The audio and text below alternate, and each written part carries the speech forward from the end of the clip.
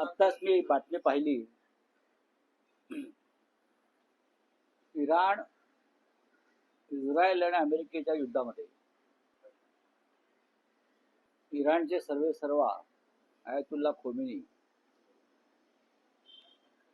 आणि त्यांचं संपूर्ण कुटुंब बॉम्ब हल्ल्यामध्ये ठार झाल्याची बातमी. मोदी 2 दिवसापूर्वी इस्रायलमधून आले. भारताच्या जागतिक धोरणाला बसलेला हा धक्का आहे. इराणमध्ये 40 दिवसाचा शोक हा जाहीर केला.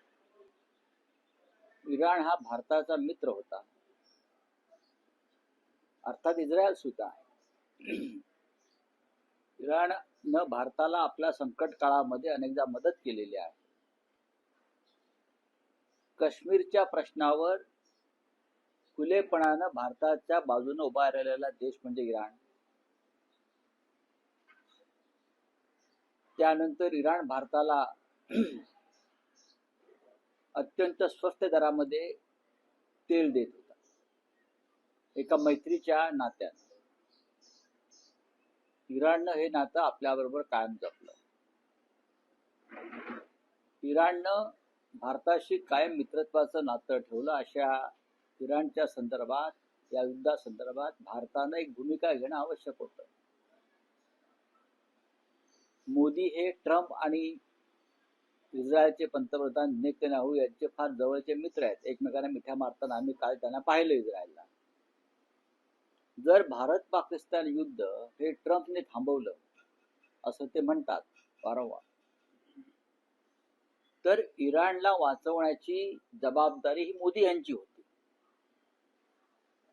हे युद्ध थांबवण्याची क्षमता मोदींमध्ये आहे असं त्यांच्या समर्थकांना वाटतं.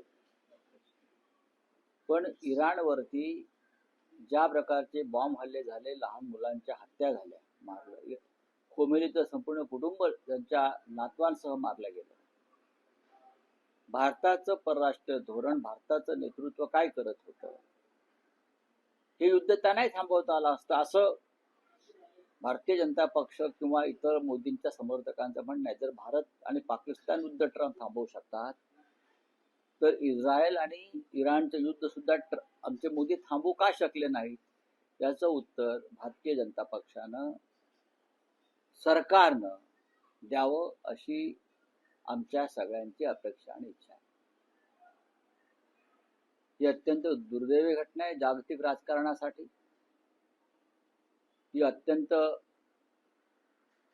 वाईट आणि दुःखद घटना आहे मध्य पूर्व आशियातील स्थैर्यासाठी. इराणचं कमजोर होणं हे भारतासाठी सुद्धा अत्यंत घातक आहे. कारण ज्या पद्धतीनं आता इराणवर अमेरिका आणि इस्रायल ताबा घेईल, हळूहळू ही पावलं भारताच्या दिशेनं पडू शकतात. नेतन्याहू आज आहे उद्या नसतील, पण भारत हा एक महान देश आहे. आधीच नरेंद्र मोदींनी अमेरिकेबरोबर केलेल्या ट्रेड डीलमुळे भारत अमेरिकेचा गुलाम झालेला व्यापारी करारात. जर अमेरिकेनं इराणमध्ये पाय रोवले, पाकिस्तानच्या युद्धामध्ये, पाकिस्तान अफगाणिस्तानच्या युद्धामध्ये ट्रम्प पूर्णपणे पाकिस्तानला मदत करतात. लक्षात घ्या, पाकिस्तानला अर्थसहाय्य, पाकिस्तानला मिसाईल्स, पाकिस्तानला शस्त्र पुरवण्याचं काम प्रेसिडेंट ट्रम्प करतायत. आणि प्रेसिडेंट ट्रम्पनी पाकिस्तान आणि अफगाणिस्तानच्या युद्धामध्ये 2 दिवसापूर्वी पाकिस्तानचे पंतप्रधान आणि पाकिस्तानच्या जनरलच्या शौर्याचं कौतुक केलेलं आहे. त्याच्यावर सुद्धा भारताच्या परराष्ट्र खात्याकडून साधं निषेधाचं शब्द बाहेर पडला नाही. मग भारताचं परराष्ट्र धोरण काय आहे, भारताची जागतिक भूमिका काय आहे? की फक्त जाऊन परदेशात जाऊन फिरायचं आणि नेत्याला मिठ्या मारून फोटो पाठवायचे भारतामध्ये, हेच आहे का? खोमेनी यांचं दुर्दैवी निधन, हत्या ही भारतासाठी सुद्धा धक्कादायक आहे, इतकंच मी सांगू शकतो. येणाऱ्या काळात पूर्णपणे. पण आपल्या देशानं कोणतीच भूमिका या संदर्भात घेतली नाही. भूमिका घेणं गरजेचं असतं. इतकं मोठं युद्ध सुरू आहे आपल्या देशाच्या सीमेवर. मग भारत, मग पाकिस्तान अफगाणिस्तान असेल, इराण इस्रायल असेल, इराण दुबई असेल, इराण आणि अमेरिका असेल, हे युद्ध भारताच्या दारापर्यंत आलेलं आहे. या युद्धामुळे भारताचं आर्थिक व्यवस्था कोलमडण्याची शक्यता आहे. या युद्धामुळे भूगोल बदलण्याची शक्यता आहे भारताच्या सीमेवरील. आणि ह्या युद्धामुळे भारताला चटके बसण्याची शक्यता आहे. तरीही मोदी या युद्ध काळामध्ये इस्रायलला गेले आणि दुसऱ्या दिवशी इराणवर बॉम्ब पडले. जागतिक स्तरावरती भारताची नाचक्की झालेली आहे. अनेक तरुण तिथे तरुणी शिक्षणासाठी गेलेले ते अजूनही अडकलेले आहेत, त्याच परिस्थितीत आहेत. अनेक विमानं जी आहेत ती रद्द करण्यात आलेली आहे. फटका मुंबई विमानतळावर नाही सर्वत्र बसेल. आखाती राष्ट्रामध्ये, मग दुबई असेल, कुवेत असेल, बहरीन असेल, इस्रायल असेल, अनेक ठिकाणी भारतीय पर्यटक अडकून पडलेले आहेत. कामधंद्यासाठी गेलेले उद्योजक अडकून पडलेले आहेत. विमानतळांवरती हल्ले झालेले आहेत. आणि भारतीय परराष्ट्र खातं काय करत आहे याच्याविषयी सगळ्यांना आता उत्सुकता की हे कसे सोडवणार, कसे येणार परत भारतामध्ये. पुण्यातलं एक कुटुंब आहे, मला मगाशीच अभय छाजेड यांचा निरोप आला, मी बोललो काही लोकांशी. त्यांचे कुटुंब आणि त्यांचा परिवार तिथे अडकलेला आहे. ही अत्यंत दुर्दैवी गोष्ट आहे की ज्या पद्धतीनं खोमेनीला मारलं, त्याचं कुटुंब मारलं, त्याची नातवंड मारली, हे क्रौर्य आहे. लष्करी बंदोबस्त वाढवावा लागेल भारताचा का वाटणार नाही, हा प्रश्न वेगळा आहे. आणि इराणवरचा ज्या पद्धतीनं हल्ला अमेरिका आणि इस्रायलने मिळून केलेला आहे आणि त्याच्यामध्ये खोमेनी ठार झालेले आहे, याच्यावरती भारतानं भूमिका घेणं गरजेचं असं माझं म्हणणं आहे. हा प्रश्न इराण किंवा इस्रायलचा नाही, इराण किंवा अमेरिकेचा नाहीये. हा प्रश्न एखादा देश गुंडागर्दी करून एखादा देशाचा कशा प्रकारे ताबा घेतो, बरं का. जसं आपल्याकडे गँगवॉर मध्ये होतं तसंच आहे ना ते.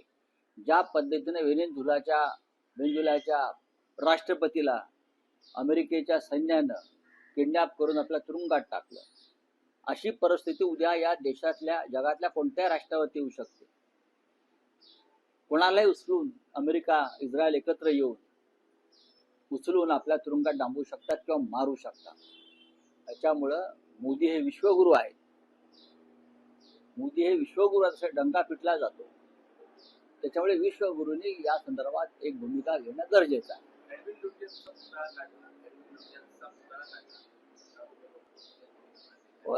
लुटियनचा पुतळा काढण्याचं कारण मला वाटत नाही काय आहे. लुटियन्स हा काही राजकारणी नव्हता. या देशामध्ये परदेशी कलाकारांनी निर्माण केलेल्या अनेक वास्तू आहेत. जर तुम्ही दिल्लीला गेलात, कलकत्त्याला गेलात, मुंबईत सुद्धा आहे. ते राजकारणी नव्हते.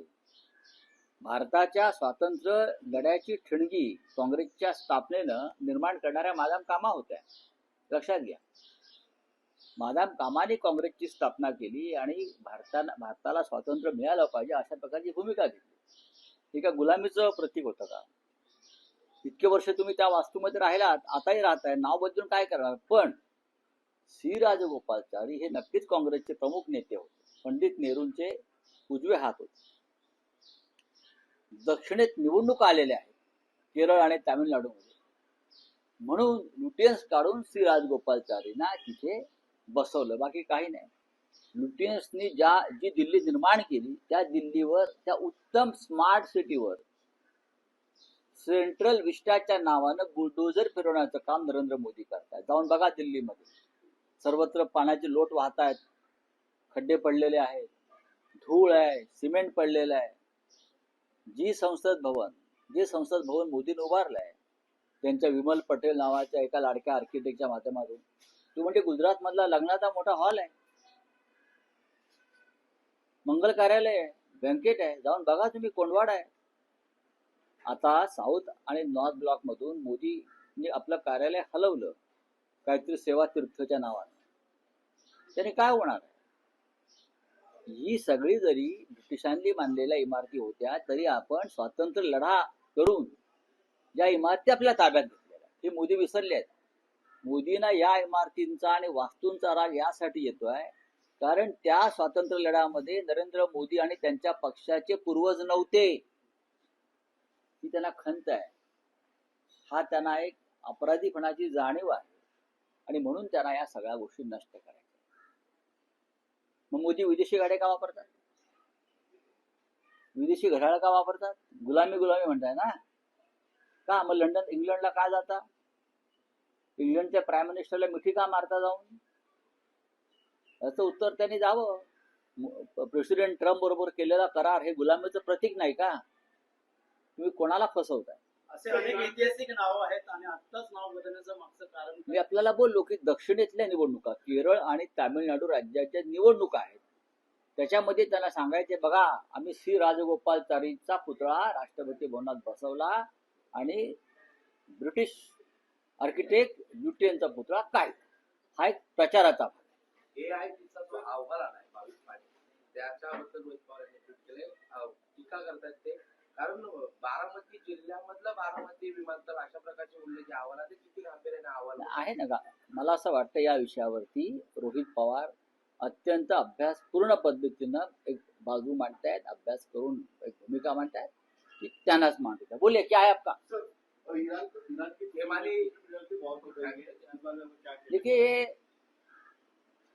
युद्ध सिर्फ ईरान और इजराइल या अमेरिका का नहीं था, मैं मानता हूँ ये जागतिक युद्ध है और उसमें भारत जैसे बड़े देश की भूमिका महत्वपूर्ण हो सकती थी.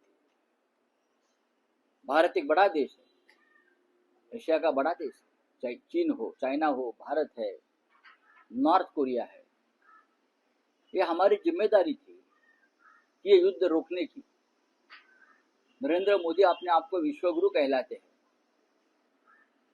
उनके जो भक्त मंडल है, अंधभक्त, उनको विश्वगुरु मानते हैं ना. तो विश्वगुरु का ये काम होता है जब अपने आसपास कोई इस प्रकार का दंगा फसाद होता है, युद्ध होता है, तो उसको रोकने के लिए एक भूमिका लेनी चाहिए, एक स्टैंड लेना चाहिए.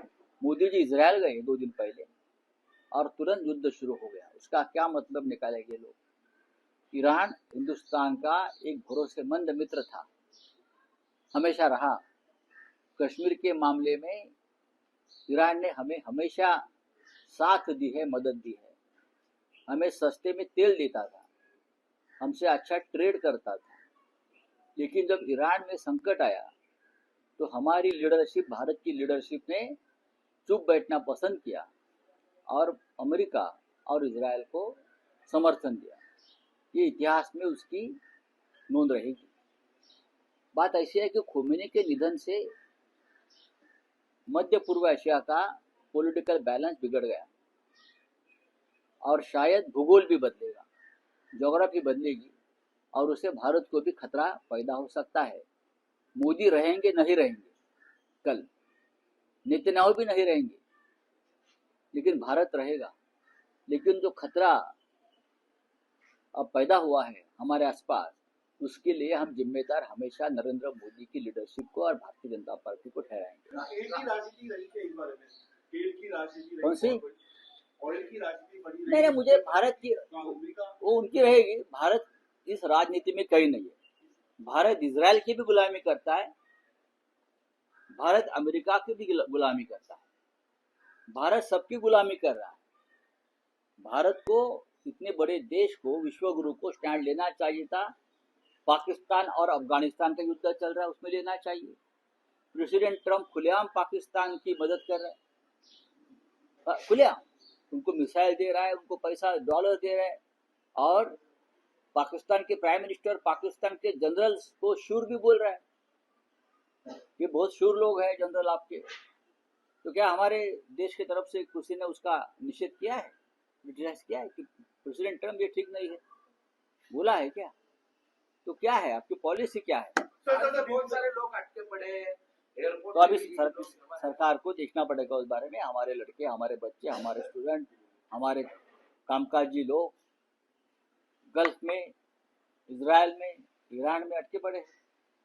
उनको लाने की जिम्मेदारी विश्वगुरु की है। राष्ट्रपति भवन से एडमिन बुलाया गया है, किस तरह से इस राजनीति को देखते हैं? देखिए, एडविन लुटियंस का एक स्टैचू था राष्ट्रपति भवन में, जिसने राष्ट्रपति भवन बनवाया और सभी राष्ट्रपति वहां रहे। क्या मालूम कल मोदी भी वहां रहने को जा सकते हैं। उसका स्टैचू हटाया, क्यों? गुलामी का प्रतीक है। कौन सी गुलामी?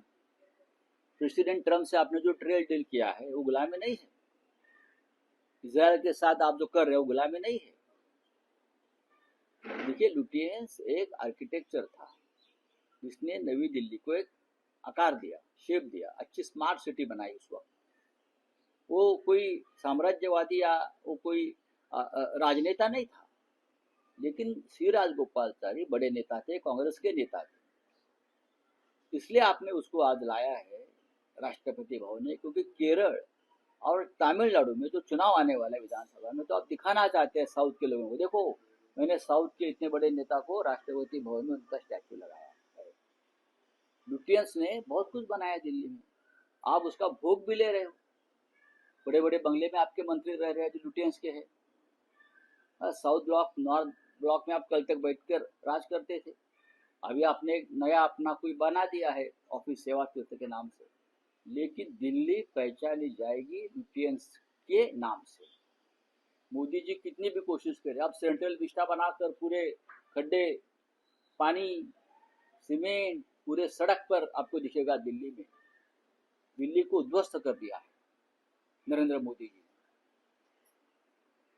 एक शहर बनाने में बहुत कष्ट लगता है, बहुत टाइम लगता है, लेकिन आप जो उद्ध्वस्त कर रहे हैं उसके लिए 1 घंटा काफी है।